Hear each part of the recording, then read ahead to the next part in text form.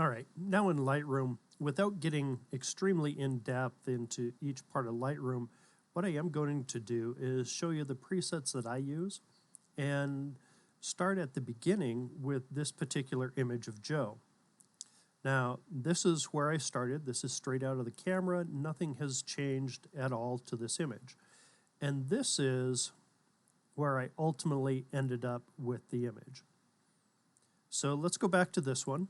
And let's start out from the beginning. On the left-hand side here, I'm going to go to the presets that I use. I've built my presets over the years based on how I shoot, where I shoot, the time of day, and things like that. Now, since I am in studio, I'm going to come down here. I underexpose this image intentionally so that I could just get the highlights on her face right here. You can see up by her eyes. And now I'm going to bring that back up. So let's take a look at this studio underexposed right there. That's still a little too bright for my taste. So I'm going to bring the exposure slider down just a little bit. And what I would encourage you to do is not pay attention to the actual number over here and see it with your eyes and develop this image with your eyes. The next thing I'm going to do is use a radial filter as well. I'm down about half a stop, and I'm going to make sure that I uncheck invert so that this affects everything outside of the circle. Let's go ahead and make that change. Just like that, we'll bring it down. I'm going to rest my mouse right here. The red is, of course, where everything has changed.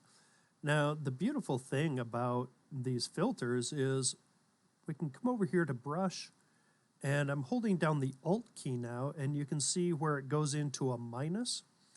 And I'm just going to erase this off of Joe's hair. And I'm going to erase over her face as well, just to make sure there's no feathering that accidentally gets on there. I want her braid and, of course, the mask to be, or her wild rag to be the most prominent area of focus. So now we look at it and you can see where it's come off of her braid.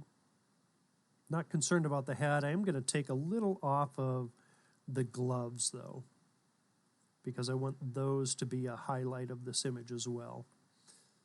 Okay, and with that, the final thing that I'm going to do here is, as you can see on the right side of the image, there's more gradient from dark to light, and there isn't over on the left-hand side. So I'm just going to use this linear gradient tool over here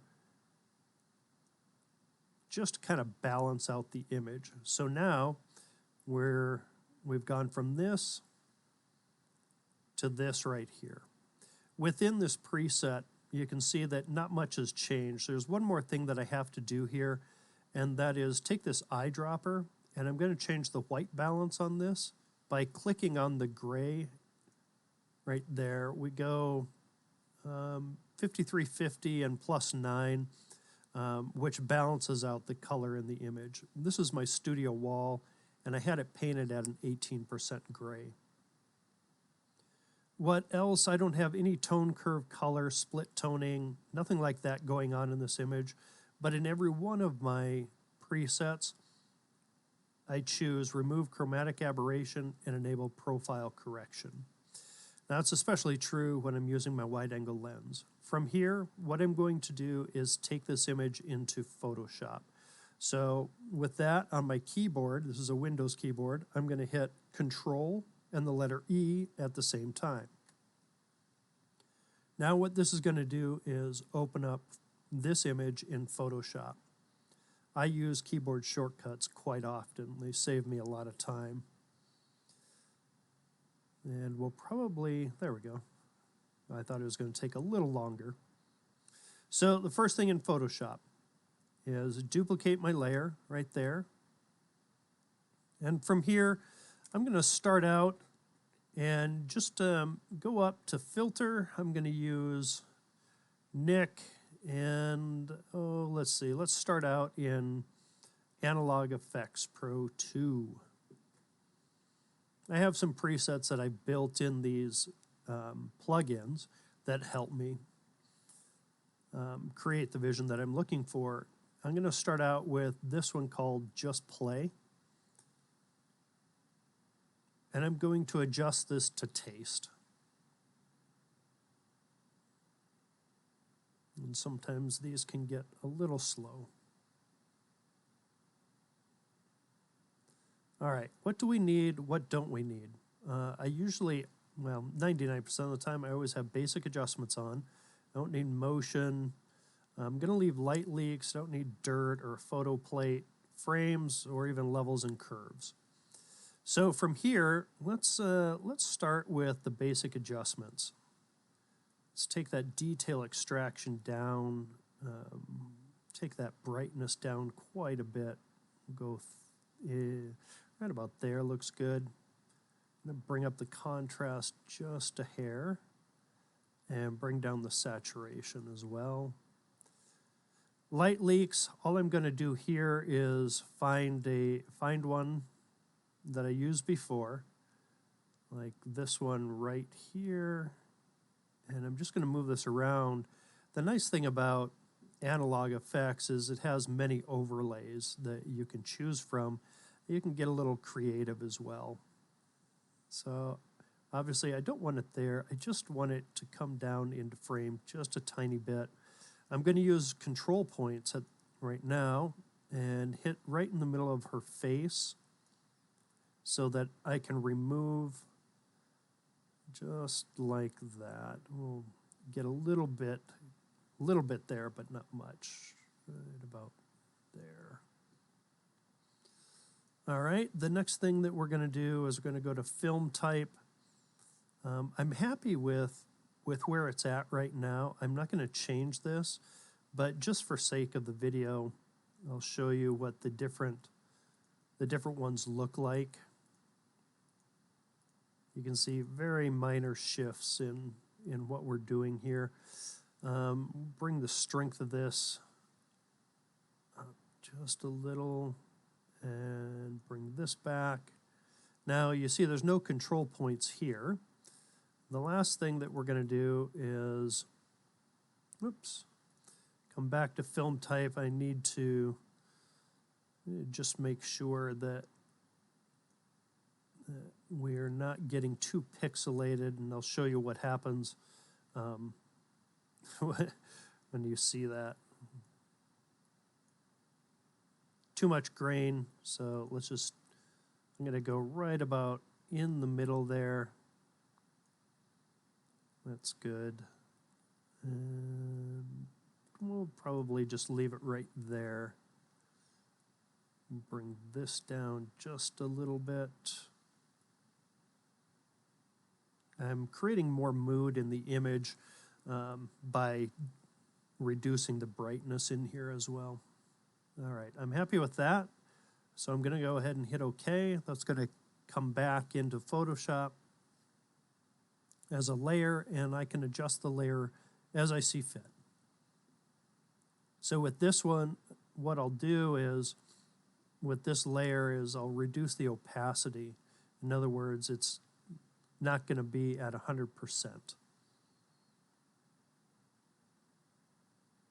And we wait.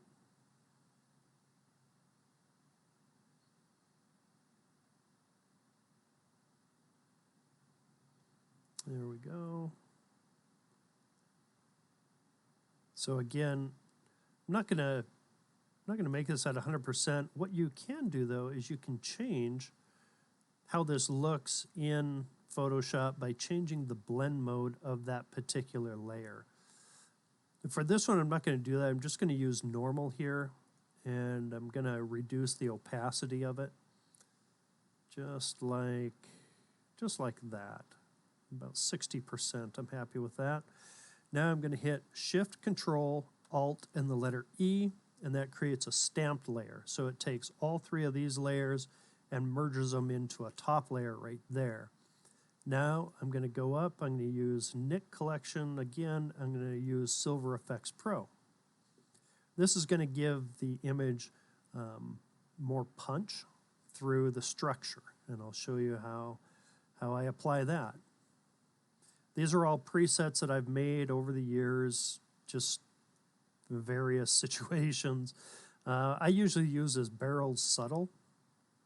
And first thing we need to do, you can see that that's way too much. Well, it's not too much, but I'm going to bring it back here to about 60%. Reduce that dynamic brightness just a little bit. And we'll bring the highlights up and our midtones as well under structure here. And I'm just going to open up those whites a tiny, tiny bit. Happy with that. I'm hitting OK. And now in this one, what I'm going to do is change the blend mode of this layer to luminosity.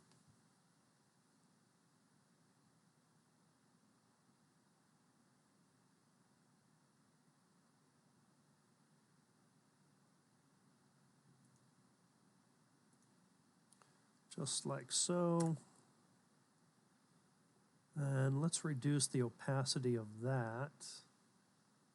Maybe down to about 80 right there. Again, not interested in the particular number as much as I am in the feel aesthetically. I'm adding a layer mask right here because I'm going to paint it off of Joe's face.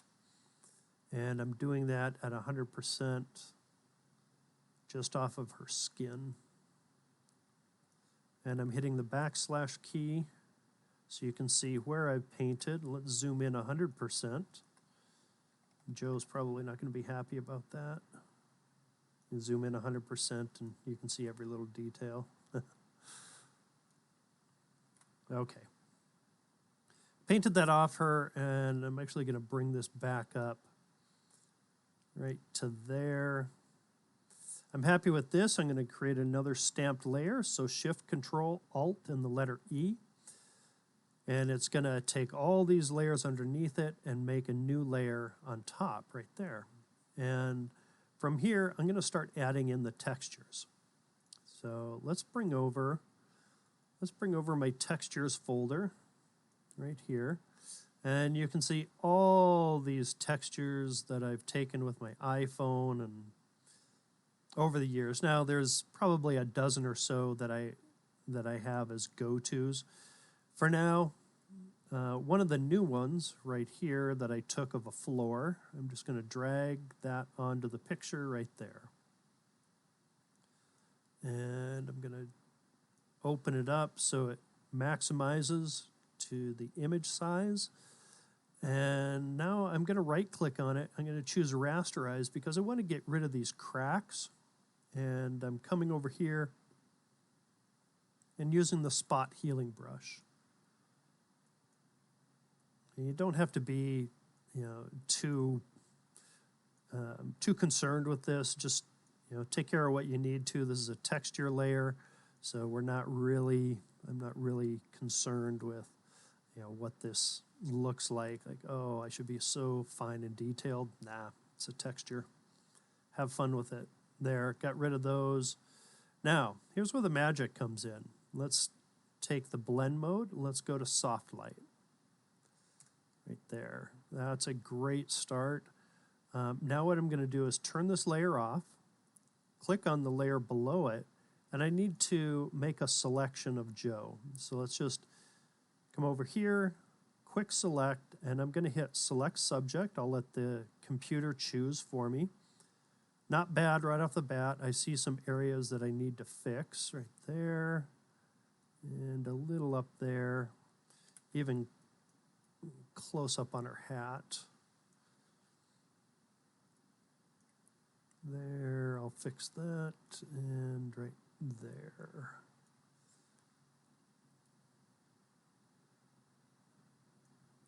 This can get very, very detailed with these subject selections here.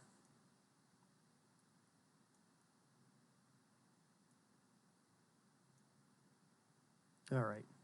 For purposes of this tutorial, that's where I'm going to leave it, but you can see just how the select subject works. Now I'm coming back up here. I'm going to turn on that layer again. I'm holding down the Alt key, and I'm going to hit Add Layer Mask. So it takes the texture off of Joe. What I am going to do, though, to make this blend in just a little bit better, we could come up here and I could take it off of the ribbon on her hat right there. I'm not too concerned with it. It kind of blends in with her hat, so I'm going to leave it alone, but I am going to feather it just ever so slightly, and I'll zoom in so that you can see the effects of that. You don't have to go very high. In fact, I'm going to start out at 4.5. And let's turn this off. And that's turning off the layer. So I'll just go real high with this so you can see the dramatic change. And again, you don't need to go very high with this. All right, we're going to leave that right there. And from here, now what I'm going to do is I'm going to add in another layer. So let's make another stamped layer at this point. So Shift, Control, Alt, and E. And then we're going to come up here and we're going to use alien skin this time. And we'll go into Exposure 4.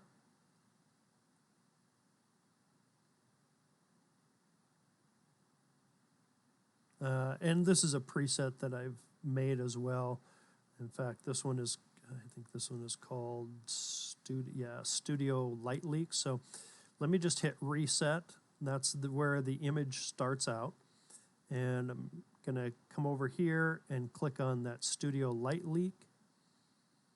And I'm going to hit apply. And now this layer is going to come back into Photoshop, just like the other ones did.